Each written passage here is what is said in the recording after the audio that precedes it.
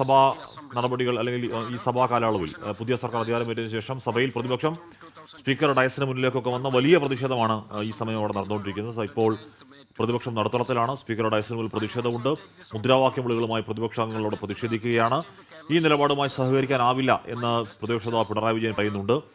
സ്പീക്കറെ പരോക്ഷമായി കൂടി വിമർശിക്കുന്നു പ്രതിപക്ഷ നേതാവ്. സ്പീക്കറുടെ റൂളിംഗ് ആണെങ്കിലും പിന്നിലുള്ള താല്പര്യം സർക്കാരിൻ്റെതാണ് എന്ന് സ്പീക്കർ വിമർശനം. പ്രതിപക്ഷം സഹകരിക്കണമെന്ന് സ്പീക്കർ ആവശ്യപ്പെടുന്നുണ്ട്. എന്തൊക്കെ പ്രതിഷേധിച്ചാലും വാച്ച് ആൻഡ് വാർഡിനെ വിളിക്കുന്ന പ്രശ്നമില്ല, നിങ്ങൾ ജനം ജയിപ്പിച്ച് വന്നവരാണെന്ന് സ്പീക്കർ പറയുകയാണ്. എന്ന് പറഞ്ഞാൽ അവിടെ ഡയസിന് മുകളിൽ ഏത് തരത്തിലുള്ള പ്രതിഷേധം ഉണ്ടാണെങ്കിലും ഒരു ബലപ്രയോഗം അവിടെ ഉണ്ടാവില്ല എന്ന് സ്പീക്കർ അവിടെ നിലപാട് സ്വീകരിക്കുന്നു. തിരുവഞ്ചൂർ രാധാകൃഷ്ണൻ. വലിയ പ്രതിഷേധം സഭയിൽ ഉണ്ടാവുന്നുണ്ട്. ഈ പറയുന്ന വീര്യം കുറഞ്ഞ മദ്യവുമായി സഭയുടെ ഡിസ്കഷന്റെ നിലയിലാണ് ബജറ്റിനെ കുറിച്ചുള്ള ചർച്ച നമ്മൾ നടത്തിക്കൊണ്ടിരിക്കുകയാണ്. ഇന്നും നാളെയും കൊണ്ട് മാത്രമേ ആ ചർച്ച പൂർത്തിയാവൂ. ആ ബജറ്റിനെ കുറിച്ചുള്ള ഗവൺമെന്റ് റിപ്ലൈ ആണ് ഫൈനലായിട്ട് ഒരു ഫൈനാലിറ്റിയിലേക്ക് വരുന്നത്. അതിനുശേഷമാണ് ബാക്കി നടപടിക്രമങ്ങളിലേക്ക് പോകേണ്ടത്. അപ്പൊ ഇപ്പോഴത്തെ സന്ദർഭത്തിൽ റൂൾ 50 അങ്ങ് പറഞ്ഞിട്ടുള്ള കാര്യം ശ്രീ KN ബാലഗോപാലാണ് അത് പ്രസന്റ് ചെയ്തത്. അങ്ങ് പറഞ്ഞിട്ടുള്ള കാര്യങ്ങൾ ഇന്നും നാളെയുമായി ചർച്ച ചെയ്യുന്നതിന് നല്ല അവസരം നമ്മുടെ സഭയിൽ കിട്ടുകയാണ്. അതുകൊണ്ട് റൂൾ 50 സാധാരണ ഞാൻ പഴയ റൂളിങ്സ് ഒക്കെ നോക്കി.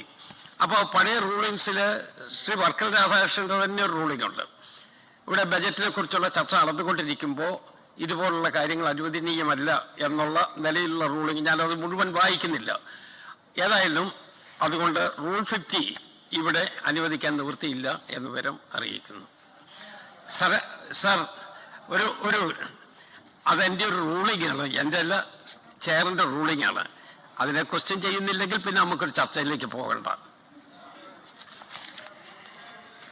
അങ്ങ് പറഞ്ഞു. പക്ഷേ ഇത് സംബന്ധിച്ച് ഈ സഭയിൽ തന്നെ അനുഭവങ്ങളുണ്ട് സാർ. ഇവിടെ ബഡ്ജറ്റിനകത്ത് വന്ന റേറ്റിനെ സംബന്ധിച്ച് മാത്രമല്ല സാർ, എക്സൈസ് മന്ത്രിയോടാണ് നമ്മൾ ഇതിൻ്റെ ഭാഗമായിട്ട് അടിയന്തര പ്രമേയത്തിൽ അദ്ദേഹത്തിന് മുൻപാകെയാണ് അവതരിപ്പിച്ചത്. സാർ, ഇത് കേരളത്തിലാകെ വലിയ തോതിൽ മദ്യം ഒഴുക്കുന്നതിന് വേണ്ടിയിട്ടുള്ള നയപരിപാടികളുടെ ഭാഗമാണ്. ഓപ്പറേഷൻ തുഫാൻ നമ്മൾ ചർച്ച ചെയ്തുകൊണ്ടിരിക്കുന്നു. എന്താണ് സാർ ഭയം? എന്താണ് സാർ ഭയം?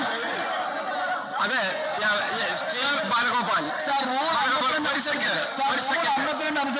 അങ്ങേക്ക് ഈ റൂളിനെ കുറിച്ച് കൃത്യം അറിയാവുന്നത് കൊണ്ടും ഇവിടെ നേരത്തെ നടത്തിയ 18/3/1989 ശ്രീ വർക്കല രാധാകൃഷ്ണൻ നടത്തിയോണ്ട് റൂളിങ് എൻ്റെ കയ്യിലുണ്ട്.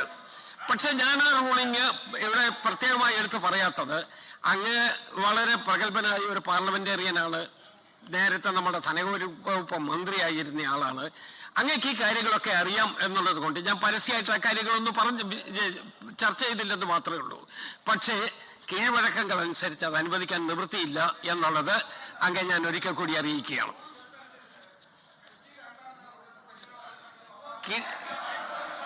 അത് കീഴ്വഴക്കങ്ങൾ അനുസരിച്ച് കേൾക്കൂ, അതൊരു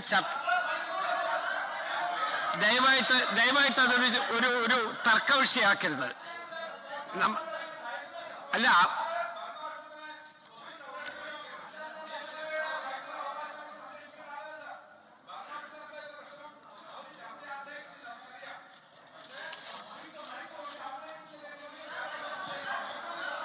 അത് ദയവായിട്ട് അത് ചർച്ചയാക്കരുത്. നമുക്ക് അങ്ങേക്ക് ഇത് വേണമെങ്കിൽ ഒരു സബ്മിഷനായിട്ട് പിന്നീട് ഏതെങ്കിലും സന്ദർഭത്തിൽ കൊണ്ടുവരാം.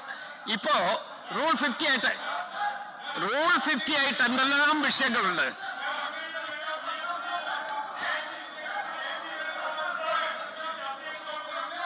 കേക്കോ, അങ്ങ് ഈ സഭയ്ക്കകത്ത് അംഗങ്ങളായ അങ്ങയ്ക്കടക്കം ഇതിൽ താല്പര്യമുള്ള ആർക്കും ഈ 2 ദിവസമായി നടക്കുന്ന ചർച്ചകളിൽ പങ്കെടുക്കാൻ പറ്റും. ആ ചർച്ചയിൽ പങ്കെടുക്കാൻ പറ്റുന്ന രൂപത്തിലേക്ക് നിങ്ങൾക്കും വരാൻ കഴിയും. അതുകൊണ്ട് ഈ കാര്യത്തിൽ ബഹുമാനപ്പെട്ട പ്രതിപക്ഷ നേതാവ്.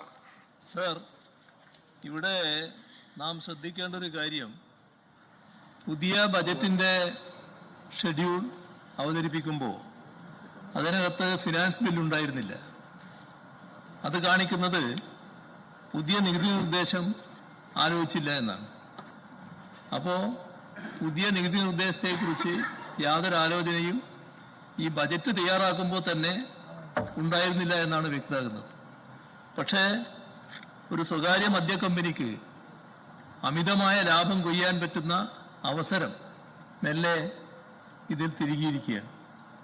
ഇത് ഗൗരവമായ വിഷയമാണ്. സർ, നാം കാണേണ്ടത് 251% നിലവിലുള്ള നികുതി, അതാണ് 120% കുറക്കുന്നത്. സർ, 131% കുറവ്. സർ, എന്തിനു വേണ്ടിയാണിത്? ആർക്കു വേണ്ടിയാണിത്? നമ്മുടെ നാട്ടിലുള്ള സാധാരണക്കാർക്ക് ഇതുകൊണ്ട് എന്താണ് ഗുണം? സാധാരണ ജനങ്ങൾക്ക് എന്താണ് ഗുണം? സർ, അതുകൊണ്ട് തന്നെ നമ്മുടെ നാട്ടിലെ സാധാരണക്കാർക്കോ മനുഷ്യർക്കോ വേണ്ടിയുള്ള ഒന്നല്ല ഈ വന്നിട്ടുള്ള നിർദ്ദേശം.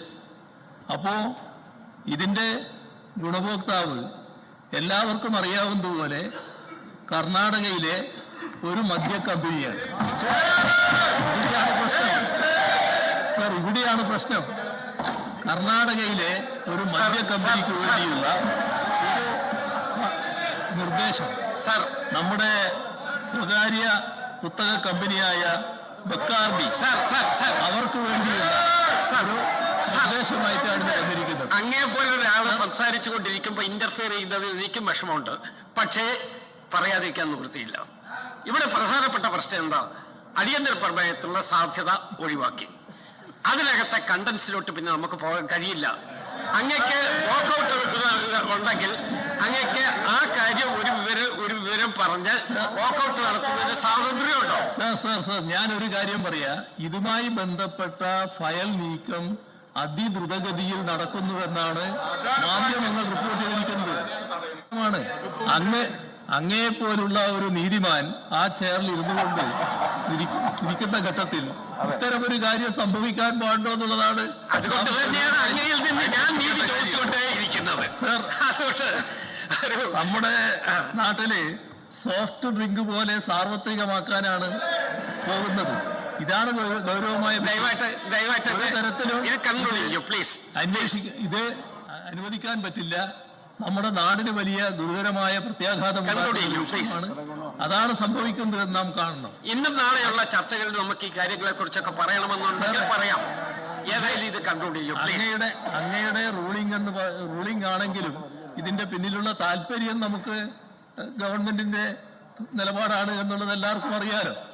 അപ്പോൾ അതുകൊണ്ട് തന്നെ അങ്ങനെ ഒരു നിലപാടിലേക്ക് അങ്ങ് കഠിനമായി നിൽക്കരുത് എന്നാണ് എനിക്ക് അഭ്യർത്ഥിക്കാനുള്ളത്. അതല്ല, ഞാൻ നിയമവും ചട്ടവും കീഴ്വഴക്കങ്ങളും മാത്രമാണ് പറഞ്ഞിട്ടുള്ളത്. അതിനേക്കാൾ അപ്പുറത്ത് ഞാൻ നമ്മുടെ യുവാക്കളെയും വിദ്യാർത്ഥികളെയും ഒക്കെ ലഹരിയിലേക്ക് തള്ളിവിടുന്ന ഒരു പ്രശ്നമാണ്. ഇപ്പൊ ലഹരിയെ കുറിച്ച് ബഹുമാനായ ആഭ്യന്തരമന്ത്രി പറഞ്ഞു കഴിഞ്ഞതേ ഉള്ളൂ.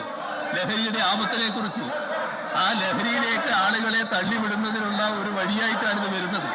ഇതാണ് നാം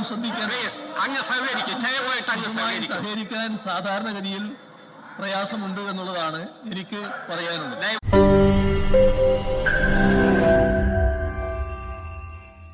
ലോകത്തെവിടെയായാലും ഏത് സമയത്തും 24 വാർത്തകളും ഓഗ്മെന്റഡ് റിയാലിറ്റി പാക്കേജുകളും എക്സ്പ്ലെയിനറുകളും വിശദമായി കാണാൻ ഞങ്ങളുടെ യൂട്യൂബ് ചാനൽ നിങ്ങൾക്ക് സബ്സ്ക്രൈബ് ചെയ്യാം.